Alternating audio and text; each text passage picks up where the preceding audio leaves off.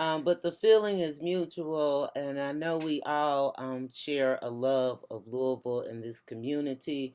And that's why I look at this less as work as more of a passion project to just tackle tough issues and try to improve our lives and the quality therein, through more dialogue, more communication, collaboration, and understanding. So I'm going to share my screen here. And hopefully you all can see my opening slide. If you give me a nod, great. Because I can't see all of you now, but I'll do my best. My style is very informal, and certainly I want to leave enough room, time, and oxygen for dialogue around these concepts. So one of the questions that I've explored in my work in community development, placemaking, is this concept of loitering. I'm a child of the West End. I was born and raised here in Louisville, primarily west of Ninth Street. And it was always common to go to the little corner stores or any store in the West End and see a sign that explicitly said, no loitering, right? And so that got me to thinking, and especially in terms of this concept of public spaces in the commons. So I got to asking myself, like, okay, now what is loitering exactly? When or where is loitering acceptable? When or where is loitering not acceptable? And then finally, who is allowed to loiter, right? Because for a lot of people, loitering, the word itself has a very negative connotation, right? But then I got to think, okay, well, let me look it up. And so I looked up the definition. It's like standard wait around idly, which doesn't sound, like a terrible thing to do without apparent purpose, or to travel indolently and frequent pauses. So kind of akin to the idea of stopping and smelling the roses, along the way because you're not in any hurry or any rush to be somewhere, which is so typical of the demands on our time today.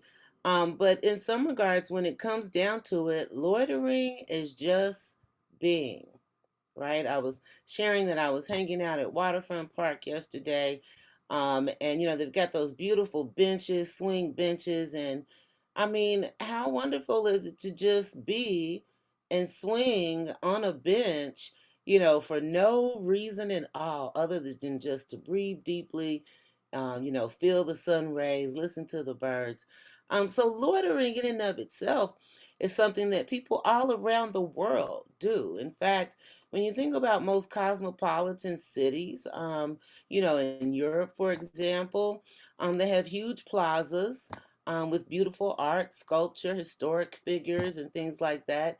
And they actually built an economy, the tourism economy, around people coming from other countries just to come there and loiter, right? You don't have to buy a ticket to get on the grounds. There's no one ushering you along necessarily and saying that you have to leave after a certain amount of time. Nothing like what happens in, let's say, a Walgreens parking lot downtown. They say you got 30 minutes to be here and then you must go. So they're clearly laying out, boundaries and thresholds of expectation. But I would say in most other contexts, it's a very gray matter. So, as you see in my background, I'm rocking Shawnee Park. It's one of my favorite places of all. And I grew up across the street, across the parkway from Shawnee Park. And, a lot of the traditions, I'm a Generation Xer. So, I've got my little window of perspective on recent history and traditions that I grew up accustomed to at places like Shawnee Park, and that's like the Dirt Bowl. So summer is upon us. I mean, we've got this COVID thing going on, so maybe the basketball tournament will happen, maybe it won't. But a lot of great basketball legends came up and cut their teeth in Shawnee Park at the Bowl in my era. The Juice Bowl is another fall tradition, typically on Thanksgiving Day, whether it's warm or cool. Football players of all ages and genders gather to compete in their respective divisions. And it's a huge thing, especially a bit of a homecoming for people that have come into town for Thanksgiving to gather at Shawnee Park in the big lawn, the great lawn for the Juice Bowl. And then, as a young adult, teenager, especially between driving ages, it was always customary on a Sunday afternoon to take a lazy drive around Shawnee Park. That is, to drive to Shawnee Park and then drive around Shawnee Park in a Sunday cruising tradition. And it's kind of like, everybody's got a crush. You just want to be seen. If you think about, hip hop traditions and, summertime and all of that, that was the epitome of what we used to do in the park on a Sunday. And then Shawnee Park and what I would call, Derby cruising on West Broadway are almost inextricably linked. Why? Because on one end of East Broadway, we have Cave Hill Cemetery, resting place of Muhammad Ali, the greatest of all time. And on the exact opposite end, we have Shawnee Park, right? A lot of people have never actually driven to the end of Shawnee Park, of Broadway, to understand that it really does terminate pretty much at the park. And so if West Broadway is inundated with people and cars, that's almost certainly going to impact or interrelate, have some interplay with Shawnee Park. And then Chickasaw Park, not too far away, just a few blocks away down, another parkway. And this is a park that holds special meaning to me because a lot of my maternal grandmother's family is from Bardstown, Kentucky, which is not that far away, but also a bit of a world away. But I always thought it was interesting that they would come all the way from Bardstown to Louisville to have the family reunion at Chickasaw Park. So a lot of Black family reunions are known to take place or have taken place at Chickasaw Park, partially because at some point that was one of the only parks that was open to African Americans, to Black people, where we could go freely and enjoy. Of course, there's the West End Tennis Club, which has been, always been a presence as long as I can remember, and still is to this day. But various other civic organizations and social clubs have their annual picnics and gatherings at Chickasaw Park. For example, I'm a member of Delta Sigma Theta Sorority Incorporated, and the National Panhellenic Council often has its annual picnic at places, like Shawnee Park, because of that tradition. And then for those who like to fish, and aren't afraid of worms, a lot of people fish in the pond, which is, currently experiencing some improvement. So a lot of traditions are steeped in and between both Shawnee Park and Chickasaw Park. And so I'm thinking, when it comes to parks, I mean, if you're not there for a tournament, if you're not there for a scheduled event, I would think the primary thing that you would be doing in a public park is, in fact, some form of loitering, right? So, in some cases, loitering is encouraged, right? I can't imagine that we would spend this much time and resources, as even the Olmsted Parks Conservancy, cultivating parks and making sure that they're well stewarded, if we didn't actually want people to occupy the park, to loiter there, just because it's an asset. But loitering does have a lot of negative connotations and associated stigma, particularly when it comes to people of color or Black people. Oftentimes, you see loitering is discouraged, and what they're describing here is maybe a high crime area, but I wouldn't necessarily limit it to a high crime area. It could be a low income area or a neighborhood or area that is majority Black or disproportionately, of one culture and another. So loitering historically, when you think about the context of American history, and the ability of Black people to be in their body without any feelings of being made uncomfortable, or being made to feel welcome or that you belong.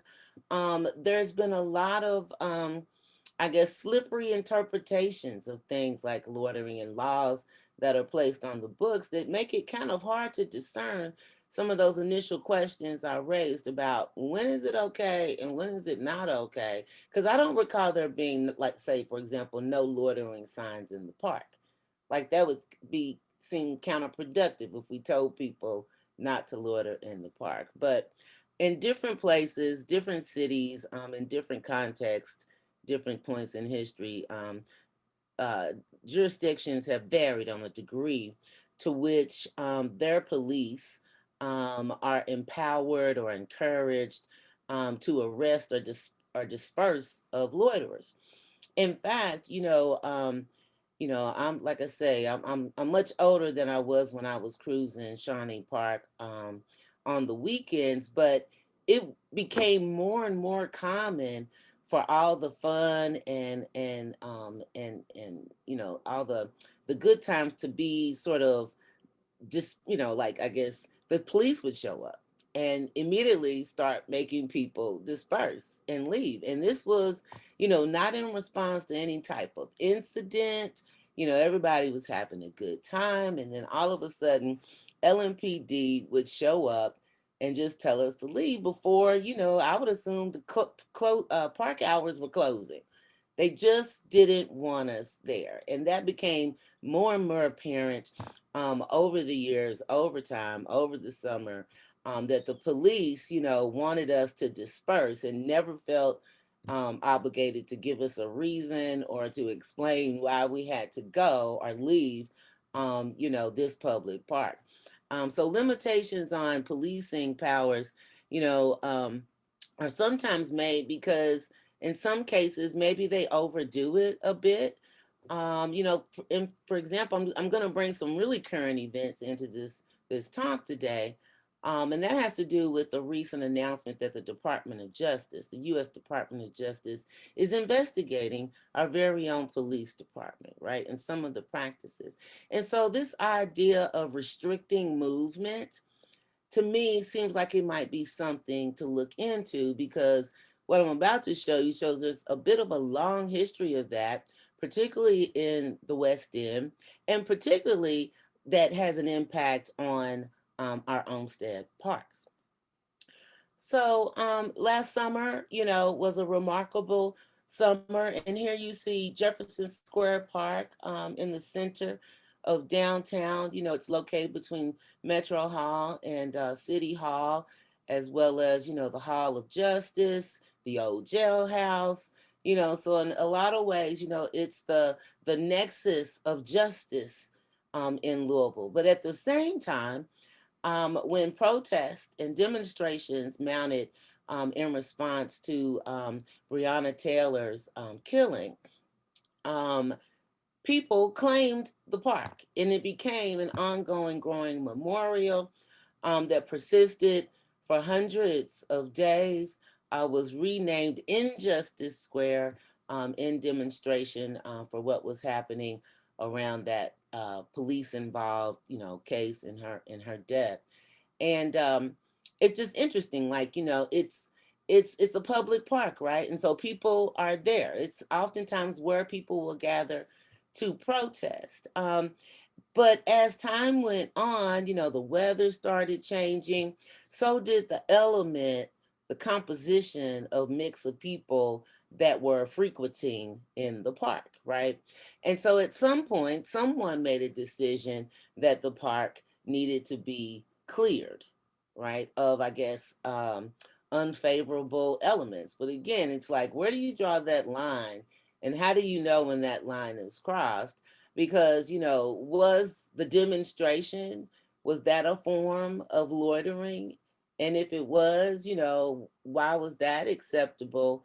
And then over time, as the composition mix situations change, I can understand where public officials and decision makers have to walk a really thin line about when is enough, or when do we need to push back. But at some point, Injustice Square was completely cleared of everyone who was there. And I just drove by there yesterday afternoon, and it's in full bloom and quite peaceful, almost as if last summer never happened. Um, just as recently as Derby weekend, you see Public Works, Metro Public Works. If you're familiar with what happened downtown, I guess the day before Daniel Cameron, our Attorney General, made the announcement, Metro erected concrete barriers, maybe in a 4 or 5 block radius around downtown. So these are the huge, heavy concrete barricades, not your typical wooden and plastic horses or traffic horses, right? These weren't traffic cones. They were actually putting down concrete barriers in the parking lot of the 28th and Broadway Kroger. And that caused the Kroger to close early for all of Derby weekend. So as we Louisvillians know, like if we're gonna like have a cookout or like a special food for Derby because we may be celebrating at home, we may be doing smaller parties. Imagine not having access to your neighborhood Kroger at the height of Derby Festival, right? But that's exactly what happened. And no one seems to know who made the decision to restrict the access to the Kroger parking lot or the Lowe's Mall parking lot, but it happened, and it caused a huge stir. I believe the new police chief, Erica Shields, was testifying in front of the Government Oversight Committee about this very incident on Monday. So, if, like I said, if you're a geek like me, you might want to dial in because you can watch it on demand. But in very much it echoes this idea of the tale of two derbies for me. So there are people, like a lot of people, my friends from out of town, they all think that I actually go to the derby, to the race. Like I'm sitting on Millionaires Row, rubbing elbows with the soap opera stars, and I'm like, no, most like average Louisvillians, we might go out for Thurby. My grandmother, they used to go out for Oaks because that was the people's day, but now Oaks is sort of out of, is, not as accessible or affordable. But certainly I don't know a lot of Louisvillians who are always at the actual running of the Kentucky Derby. So in more and more, what happens more often is that we celebrate as a city for 2 weeks, right? And again, with COVID and the pandemic, that's changing. But it's not uncommon, for places like Central Avenue, which is near to Churchill Downs, to become like, an all-out street fest, right? You see pictures here of what happens in the local neighborhood. And, if you're familiar with the notorious legacy of the Churchill Downs infield, right? Right? Like that Hunter Thompson made famous, and when he started his style of gonzo journalism. He did his first gonzo journalism report from the Kentucky Derby infield, right? So we know what that's like. And there are versions of that happen all over this city, because, Derby is something that we all, in some way or form, have in common, particularly for those of us who've been born and raised here. But Derby looks different depending on which part of town you're in. And, excuse me. I found it interesting that this gentleman, Benjamin Blanford, did his dissertation on this dynamic around the Derby festival and how it plays out in West Louisville. So a lot of what I'm about to share with you is taken from his analysis of how Derby has been handled in West Louisville probably over the last 20 years or so. So Derby weekend cruising, right? Broadway. There's a big planning effort I know Lewis is involved in with redesigning Broadway. But whenever I talk about Broadway, I describe it as beloved Broadway because, like, it's just been the center of so many major milestones in my life. You know, when the University of Louisville won the national championship, we literally got into a car and drove to Broadway, and there was wall to wall people congregate on Broadway to celebrate the victory under Denny Crump. Like, I'll never forget that.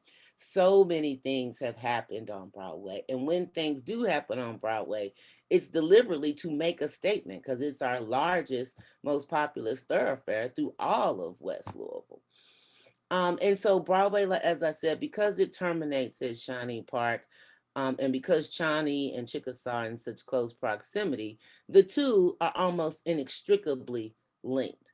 I mean, if I'm going to leave my house in Limerick, I'm going to drive down Broadway until I get to Shawnee Park. It's just the most direct route. So if ever my ability to traverse Broadway was impeded, it would be highly disruptive.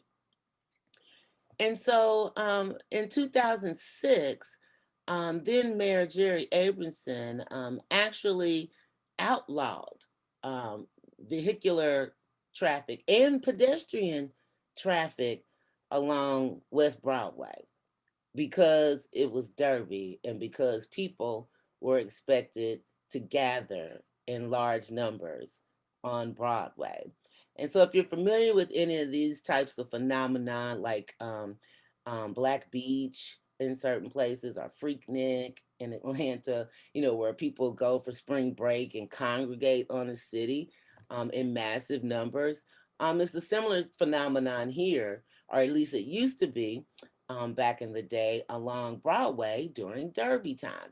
And excuse me, a lot of this was driven by the fact that far more Derby festivities happen in informal environments than they do in formalized environments that are actually sponsored by the Kentucky Derby Festival.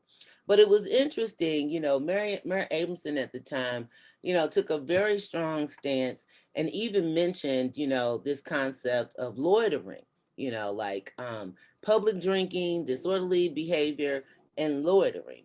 Which again, if you think about what goes on, say at Churchill Downs, or what might go on at Central Avenue, or in any number of places, I mean, like that's almost like, in for some of us, the whole point of doing it. But I find it really interesting too that pedestrian traffic was limited, foot traffic. But in his dissertation, Benjamin like kind of lays out the numerous attempts by city officials, civic leaders to sort of get a handle on this and wrap their heads around it. And so one of the primary entrances to Shawnee Park, you know, lies at the end of West Broadway and Southwestern Parkway, another Olmsted Parkway. And so in 98, when they were trying to address this phenomenon, police restricted access to Shawnee Park. The cars that were allowed in were forced to exit. So if you're familiar with the footprint, you know, there are certain key entry and exit points. And so in 98, access was restricted to our Shawnee Park. In 99, police officers rerouted thousands of vehicles on the I-65, regardless of where they lived or where they were trying to get to. And at the same time, Shawnee Park was closed to automobile traffic to discourage people from congregating there. And I emphasize the word congregating because that's another play on, you know, loitering or gathering, which is like what you do when you're in fellowship with people, particularly in the springtime, like when it's Derby. In 2000, a number of festivities were held during the afternoon in Shawnee and Chickasaw parks to create a more family friendly atmosphere. And so, again, we all understand that the spectrum of activity around Derby Festival can go either way, and you have to make good choices about, you know, where you choose to be or what you want to expose your kids to. But everything happens everywhere to some degree. But in this case, Shawnee and Chickasaw parks were used as a staging ground, for alternative events that allowed people the time to an opportunity to fellowship in a very wholesome environment. Then in 2003, city officials announced a plan to close Shawnee and Chickasaw parks from 4 in the afternoon to 4 in the morning on Oaks and Derby Day, and then from noon to 8 p.m. on the Sunday after Derby. And these closures, were said to intended to eliminate cruising in the park. So I would just describe cruising as a vehicular form of loitering, right? In 2006, community leaders had tried to organize a community barbecue in Shawnee and Chickasaw parks, but it too suffered from a lack of attendance.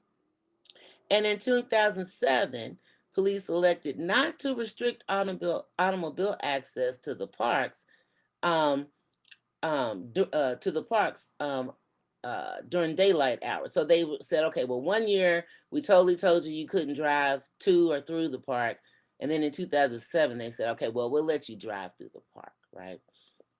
Um, but then it continues, right? So like after like every year, this is seen to be an issue. And again, I say this year was no different. It was an issue, but slightly different because of the evolution of how this phenomenon has been treated by, several mayors, several police chiefs, and other leaders. So Metro Police began strictly enforcing the city's cruising ordinance in 2009. Did y'all know we had an ordinance for cruising? So this kind of ties back to my talking about the presence of loitering laws in general. So it's not like it was introduced, but in 2009 it began to be strictly enforced, right? Police blocked cross streets along West Broadway, and they closed the parks and required residents to show a city issued pass to get to their house. Right. So if you've ever been caught up in traffic rerouting during or after thunder over Louisville, you know what this is like. It's extremely frustrating. I myself live in Limerick. I was on St. Catherine. I live on 7th Street. They made me go on 65. I had to drive all the way to Shively, come back around the Watterson, and approach my home from the West. Again, that's a restriction in my freedom of movement for no, what I would say, legitimate reason, a purpose, but it's fairly common here. And so the point of all of this is to really think about, access and equity. And, right now we're having a dialogue in community about reopening the roadways at Iroquois and Cherokee, right? In the midst of COVID, when there was COVID testing and someone decided to stage that testing in Shawnee Park, the park was in fact closed, as you see in this, Shawnee Park closed sign. But then when I was Googling around or moving around Google Maps, I actually found this May 2019 image of the entrance to Shawnee Park. And you'll notice the entrance is barricaded. Now, for people, in terms of, behavioral cues, if you see things like this or you see occupied police cars at an entrance, for a lot of people of color, that is going to give us pause upon approach, right? And, we had some discussion around this situation with the COVID testing about, communicating the fact that bicyclists or pedestrians could in fact enter the park. But most of those bicyclists and pedestrians did not know that and did not feel comfortable entering because of the optics and the energy around this obstruction of access, right? And so you have to wonder, does that happen elsewhere in other parts of Louisville? And if it does, under what circumstances? How often does it happen? Because what I'm saying is all too often that happens along West Broadway in the West End. It even happened at Chickasaw that I think along with the decision to eliminate car access, to the three major parks. Chickasaw was among them, but that was really weird because most people drive to Chickasaw Park and there was nowhere specified for people to park their cars. So again, that's an obstruction of access to Chickasaw Park based on how people in the West End or people who are familiar with that park utilize that park. But I thought this was interesting. This is a picture of some of the assets that are at Chickasaw. And again, it's really significant in terms of Black culture. And so Jacob Ryan at WFPL had done a very short feature. I guess he just rode down to the park, probably on his bike. I know he's a cyclist. And, found these guys. And he said these six men had no interest in leaving Chickasaw Park anytime soon. The park is a refuge for them. During the sweltering days, the men flocked to the park to sit beneath the trees. They played dominoes and chess and tossed cornhole bags. And on cooler days, they played hoops. The park has been their destination to escape the stresses of life and to be with friends. And so it's no different why people are attached and drawn to the park. But I said, but at the same time, I'm observing, especially in light of COVID and the need for social distancing, that you just don't see a lot of people consistently in two of our largest Olmsted parks in Louisville in the West End. And I believe that the way the treatment that people and Black bodies have been policed and governed in the West End is absolutely impacting our ability as park trustees and stewards to make the case like that, the park is a valuable asset and not just, a monetary value, but it's good, for the mind, good for the soul, as well as being good for the body. And so I would just leave you with a final thought, something not to be taken for granted, but how can those being policed as other reclaim their right to exist, maybe even a right to celebrate in public space just as freely as others? So I think about being equitable in our park planning and acknowledging, the racial dynamics of place, of profiling and white gaze, or applying standards of white culture to what's going on in a community that's not necessarily majority white. And um, how can a community's cultural norms become legitimized through park planning? I mean, like another thing that people do in a car centric culture, people like to show off their cars. They like to wash their cars in the park. It's like something that a lot of people do. Is that a terrible thing? I don't know. But, to me, it's worth the dialogue and the exploration and potential co creation behind it, knowing what people like to do in the park. But I would say now, if never before, now is the time to activate our parks by inviting community input. I know that the Olmsted Parks Conservancy invests a tremendous amount of time engaging with community members and input, towards co-creation. But there's always room to do more, respecting cultural preferences, right? So not othering people just because they don't celebrate or show up in the park the same way you might show up in your park, and encouraging just greater overall utilization, because our Olmsted parks are not only a treasure, they're a gold mine, especially when you know what to do with it, and how to build that into your daily life and lifestyle. And that concludes my remarks.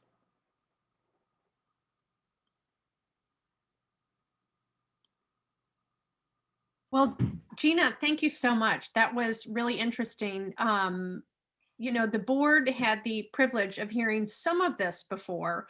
Jeana was kind enough to do a little presentation for us, but this is greatly expanded. I feel like I always learn something after listening to you. So feel free to either ask questions or post them in the chat. And I'll start. I have a question, and that is, what has Derby been like in Chickasaw and Shawnee the past couple derbies? Like, is it still closed? Have they still tried to close it and keep people out, or what's your experience there? So I haven't actually driven, some from time to time I'm like a local detective and I just like to drive around and be nosy. But I didn't actually do that this derby. And so I don't know. Someone would have had to observe it. But it kind of, because of the history and the tendency to restrict access, I can almost assure you that fewer people even think about going that way to those destinations, because like it's not likely that you're either going to get a critical mass of people to make it kind of sociable and enjoyable. And in fact, if you do get a critical mass, you can almost be assured that the police are going to show up and encourage you to disperse. But like I said, I know there were specific years where the park was in fact closed, locked down, and I just feel like it was a tremendous loss for community. And the cruising on Broadway is probably still certainly restricted, I would imagine, which sort of fed into Shawnee Park. Right, that's what I'm saying. There's this spillover effect, Yeah. right? Because just optics, the news reports, the media reports in the paper, and things like that just create this sort of confusion that I feel like really is unfortunate, because it undermines all the positive aspects of all those things, and assumes that because there's some negative happening, that all of it, like it's either black or white, it's all or nothing. That's kind of how it's been treated. And I feel sorry for Chief Shields, because she was advised by her members of her management team, that last year was a disaster and that's why they needed concrete barriers this year. And I was like, well, I mean, last year was different. Like there were demonstrations happening on Broadway. That wasn't Derby cruising per se, not in its purest form. But even the fact that concrete barriers would be the best way to address that. I mean, she went with it, it happened. Now people are trying to hold her and others accountable, but it'd be nice to sort of, get stakeholders together to talk about the best of times, the worst of times, and how we can mitigate the worst in favor of, creating the best vibe and energy possible.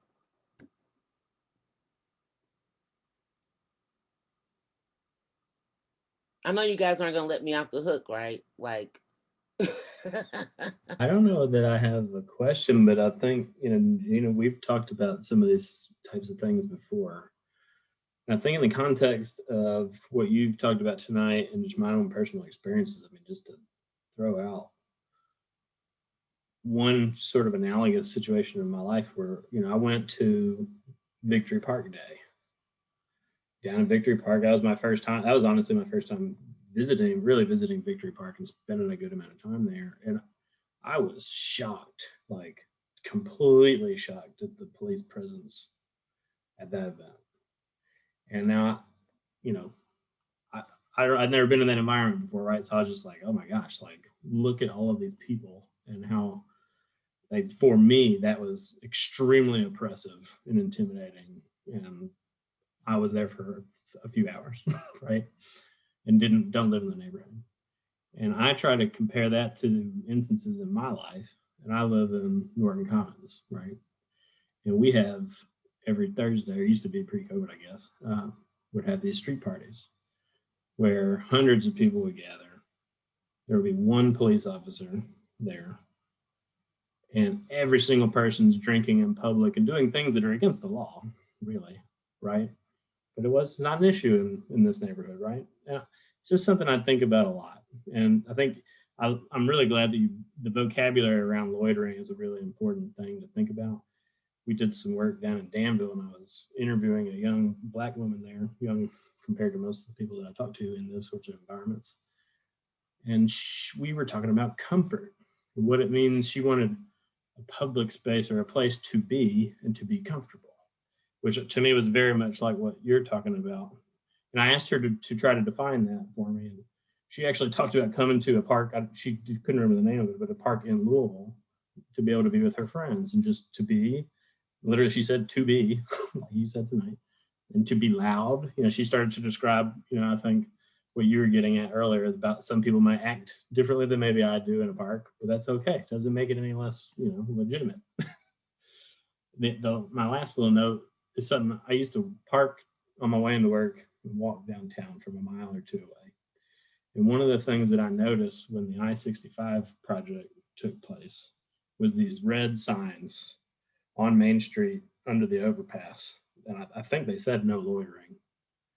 And to me, it was just like seeing just a public sidewalk. That's all it was. And the thing that said no loitering, it's just like, what does that even mean?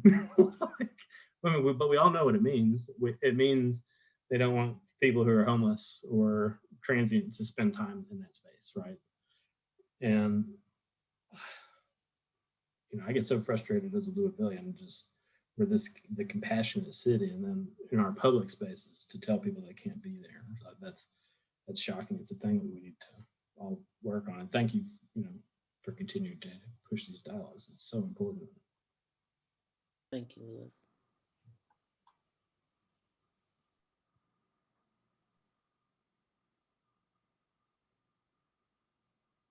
I have something that I wanted to ask. What kind of experience have people from West Louisville have if they go to Cherokee Park or Iroquois Park, one of the other parks in the city? Is there any kind of disparate treatment? That's a big question. Well, first of all, okay, so as an Olmsted trustee, I've made a commitment in the next year. I'm going to go to all our parks. Now, I'll have to admit, I've never really been in Iroquois Park, right? Like, I went to the Great Table event, I went to the amphitheater for a concert, but I've never just walked around and hung out in Iroquois Park. And part of that is because as a Black woman from the West End, you know, it's unknown. And sometimes there's a fear embedded in the unknown about knowing, I don't know how I'm going to be treated when I get there. I know there's history about Black women teachers being arrested there for just being there. Yeah, I mean, it was years and years ago, but, you know, and things have changed. But depending on, you know, people of a certain age that have an awareness of these long-term histories are just the dynamic between West End and South End. You know, there's some underlying, you know, hesitancy for a lot of people to even go hang out there because it's not their part of town. Now, as for Cherokee, I've only been in Cherokee in a car, and every time I'm in a car, I get completely lost, right? So, you know, I guess if I spent more time there, maybe, and had a map, maybe I could figure it out. But yeah, I can't speak for other West Enders or other Black people because I can only speak for myself, and that's that I don't frequent those two parks. I feel more comfortable at Shawnee and Chickasaw. Jeana, I will say I've been reading the master plan, and I think Frederick Law Olmsted would be pleased to hear that you get lost in Cherokee Park, because I think that was part of his goal. Well, that people would sort of get lost and just enjoy the experience. But literally, literally lost every time. So yes. Yeah, Iroquois Park is actually about a half mile from where I live. And, you know, 30 years ago, it was a different park, but Beachmont, which is, yes, adjacent to the park, is one of the most diverse areas or neighborhoods in the city, if not the state. So, and it is a gathering place for families and the large playground and that sort of thing. So I could see why. I mean, I've been to Shawnee Park, but it's usually in the afternoon. There's no one there, and I'm driving through, you know, that sort of thing. So I really appreciate this presentation because I wasn't aware what was going on West Broadway or Shawnee and Chickasaw. And boy, I'm just really appreciative of you, Jeana, for bringing this out, talking. Thank you. And bringing awareness into it. Thank you.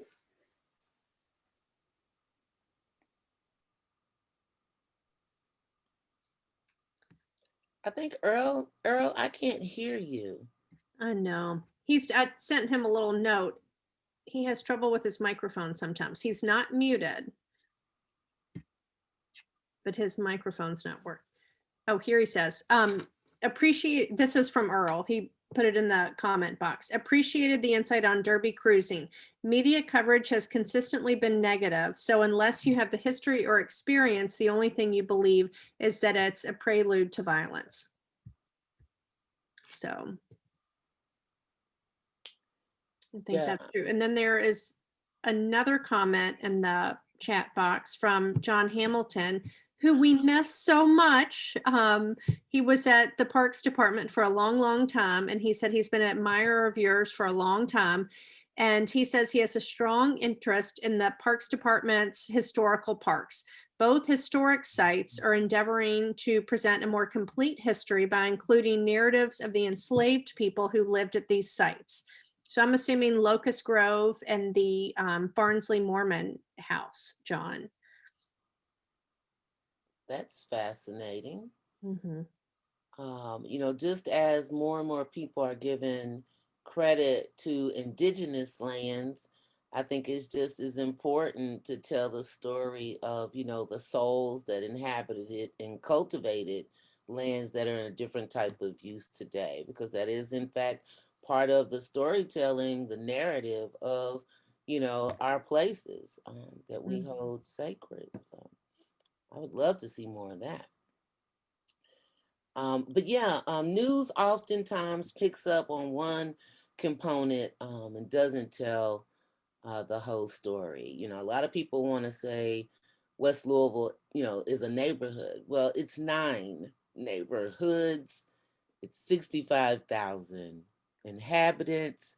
It's the size, West Louisville alone is the size of Owensboro, Kentucky. And so it is not a monolith. It is a mixture of all things, just like Louisville is a mixture of all things, all kinds, and all kinds of people. And there's good, there's bad, and there's otherwise. But it's not limited to any one place. And that's really just what I wanted to uplift, that like, you know, there are assets and there is treasure, you know, particularly in the Olmsted parks themselves, but in the people who inhabit these neighborhoods and live around and frequent these parks up. It's no different, yet it can be extremely different in terms of how those assets are managed. And for us, I think it's a constant learning opportunity. Sarah and I have met with a couple Metro Council members recently at Shelby Park, because there's a lot of people who ride these little sort of electric dirt bikes all through Shelby Park. And some neighbors have complained, and we were there the other day and they were driving all through, and you think, well, they're not hurting anybody. And where else can they do this? You know, if this is their way to kind of get outside and burn off some energy, there's nowhere else they can really go. They can't go on the public streets. They can't go on the sidewalks. And is it a problem? You know, so you do have to sort of step back and think, well, it may not be how you know, to your point, it's not how I use the parks, but it's how they use the parks. And is there anything, you know, there's nothing wrong with it. So at Chickasaw Park, there are a lot of guys, probably those 6 guys that you showed in your picture, times about 5, who hang out every day at Chickasaw Park, just hanging out. And they have asked repeatedly, can we get this little outlet turned on? You know, there's an outlet at the shelter right there. Can we get this activated so we can charge our phones or whatever? So we've asked the Parks Department, and there's sort of this policy of, we don't have outlets available for people to use. Usually we have a little lockbox on them. And if you rent the shelter pavilion or whatever it is, we take that off so you can plug it in for your event. but there's no lockbox on it because it would get broken off and et cetera. And I said, well, can't you just turn it on? Like, what's the harm? Well, but why would we do that? You know, we're not giving away free electricity. And I said, how much is it going to cost you to let these guys charge their phone? Nothing. In your $25 million budget, that's nothing. Well, but you know, they may play their boom boxes and be loud and bother people. And I said, well, that's a noise ordinance and we can cross that bridge when we come to it. But in the meantime, I'm going to keep bugging you about it until you do something. Well, I mean, depending on, I'm a former, bureaucrat, so I understand bureaucrats and bureaucracy, but like, I'm thinking, okay, so what about getting a solar powered electricity station donated maybe by the Rotary Club, right? Right. Like, Or soft. Like, LG&E. I mean, Yeah. like, so, there are ways, to address needs. And, to me, maybe a solar powered power station makes sense. I mean, the airport gives away free electricity. Isn't everybody always charging their phones at the airport? But to your point, is it to discourage loitering? Is it to make it less comfortable for them to hang out all day? Well, I think, just you asking the question raises the question. I can't see into the minds of, but if we reframe the question, how do we make the park more welcoming? Right. I mean, if they wanted to be in the park working on their laptop and needed a charge, like, is that a bad thing? Because we encourage that stuff elsewhere. Nobody's getting henpecked about the electricity bill. Mm-hmm. Another thing I've been concerned about is access to the internet for people, and even people that don't have houses to live in.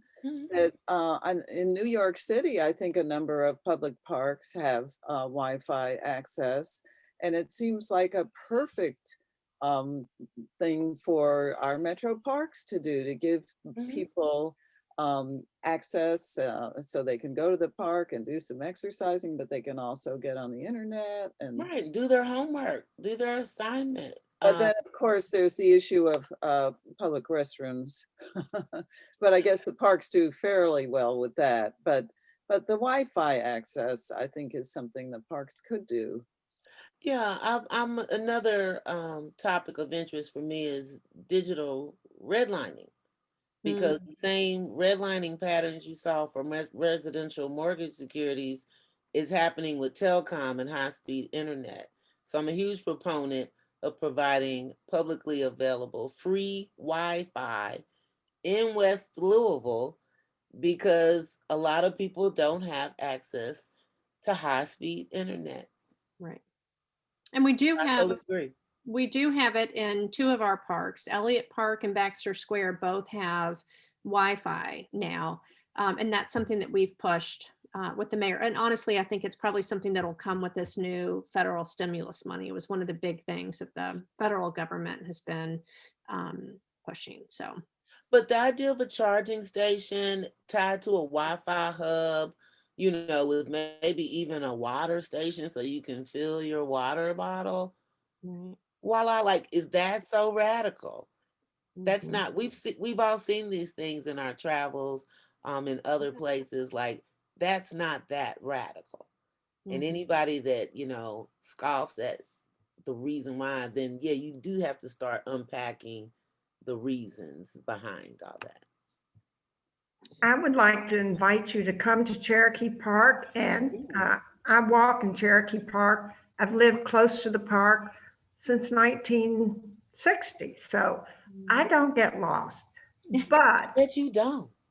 there are many people of color, and also some of the people who are from other countries who bring their children, and they do a lot of walking through there. Hogan's Fountain and the bicycle, Olmsted, the Parks Department is trying to set things up so that they don't have collisions between the bicycle people, and there are special bike trails. Now, I would bet that anyone who came through and looked like they were lost, some of them have a little map, but some of them look kind of confused and mostly there'll be somebody going over to them and saying, what are you looking for? Well, I don't know which entrance I came in. Where is it? And people will help them. So I really encourage you on one of these beautiful days. Like yesterday, I got to see the baby owls that were getting ready to jump out of a tree. I didn't get to see them jump, but I saw the little eyes. Oh, So do come. I appreciate the invitation and the warm welcome. Thank you. Earl has also put another question in, Jeana, in the chat. Any suggestions on what the Conservancy can do to increase use or visits or activity in Shawnee and Chickasaw? Any insight there? Yeah. We've been, on the External Relations Committee talking about some of that. And like I said, I'm a fan of kites, right? Like I'm not gonna necessarily, do rock climbing or anything like that, but like flying a kite and having the intention to do something simple and accessible like that with others in the park, I think is a really cool way to encourage people to get in the park, but even to go off path, so to speak. Like there's so much area to spread out, but when people have never seen anyone spread out using it, I think that's what keeps it, sort of keeps that inertia. But I think if we just do more informal meetups in the park for like something that is fairly accessible, not a ton of organizing, like, people are into yoga, maybe, or, meditation, have somebody lead a meditation, or like I say, fly a kite. Things that, like I say, are easy and low stress, but laden with opportunities to meet people, get proximate and fellowship together, in the park. Pop-up events, things like that are really more spontaneous and organic than things that require a lot of registration and planning and all of that.